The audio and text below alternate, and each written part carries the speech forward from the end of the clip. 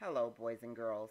My name is Miss Clara Coleman, and I spent many years as an elementary school principal. The students in my school called me Miss Clara. I loved being a principal, and I have lots of stories from my principal days. I would like to share some of them with you.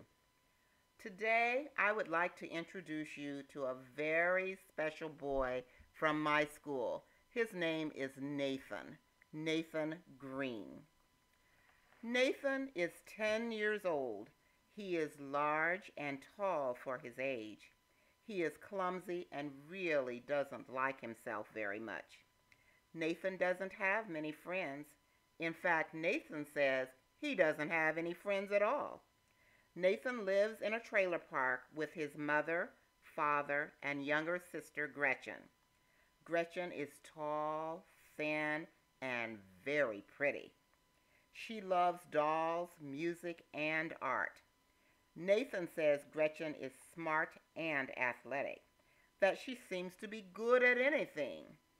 Really, Gretchen seems to be good at everything.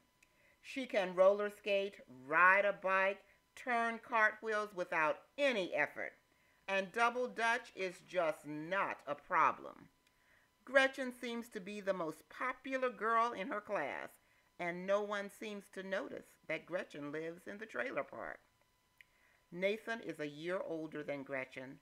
They live in the same trailer in the same trailer park, but life for Nathan is very different.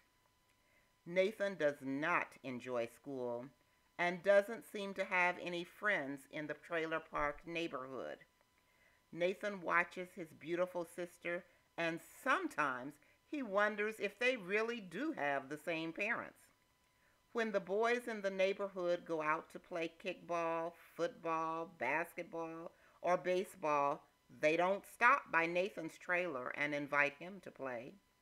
And when he does join the boys, he is always the last one chosen for the team because no one really wants Nathan on their team. Life for Nathan is not fun. It was a cool fall Monday morning, and Nathan was not looking forward to school. His dad had already called him twice to get up and get ready for school. Reluctantly, Nathan crawled out of bed and started down the hall. Just as he stepped into the narrow hall, Nathan felt something soft under his foot and heard the family cat Goldfinger scowl. Goldfinger arched her back and scratched Nathan on the leg. Without thinking and forgetting that he was within earshot of his parents, Nathan let out an ugly word. Nathan's dad heard this and warned, "Nathan, you don't use that language in this house."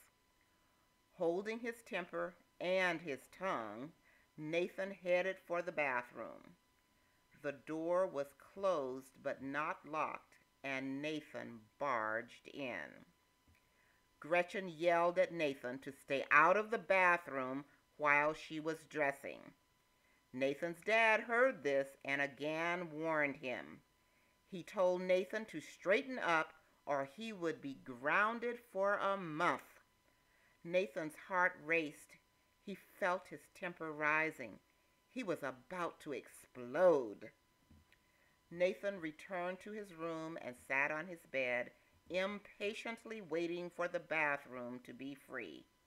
He laid his head on the pillow, and in a few minutes he had dozed off. He was awakened to his father's stern voice scolding him for not being ready for school. Again, holding his temper, Nathan got up and bounded into the bathroom where he quickly showered and dressed. He hurried down the hall and into the kitchen. He flopped into the empty chair, brushing against the glass of milk his mother had set at his place, and it spilled. His mother scolded Nathan for being so clumsy and for not paying attention. Without a word, Nathan got up from the table, grabbed his book bag, stormed out the door, and headed straight for the bus stop. There were already about 15 kids at the corner, and noticing that Nathan seemed upset, the neighborhood bully George began to taunt Nathan. Without hesitation, Nathan ran for him, but before he could get to George, he bumped into timid little Jessica, and Jessica fell. She immediately began to cry, and everyone was pointing at Nathan as the bus pulled to a stop. The driver told the children to get on the bus, ordering Nathan into the front seat and telling him that he would go straight to the principal's office. When the bus pulled up in front of Washfield Elementary School, it was met by the duty teacher, Mrs. Jones, and the driver said that Nathan needed to go to the principal's office again because he had knocked Jessica down at the corner. Mrs. Jones sent the other children to the playground and escorted Nathan to the principal's office, explaining that the driver reported Nathan had knocked Jessica down at the bus stop. Mrs. Moore, the principal, thanked Mrs. Jones and excused her. She invited Nathan to have a seat and told him she would be with him in a few minutes. Mrs. Moore continued to work, periodically sneaking a peek at Nathan. When she noticed that Nathan appeared relaxed and breathing easily, Mrs. Moore asked Nathan how he was doing. He looked up at her surprised because he was expecting her to reprimand him. He hesitated, not knowing how to respond. And then, with tears in his eyes, Nathan responded, "I am having a terrible day." Mrs. Moore asked Nathan to tell her all about his day from the very beginning.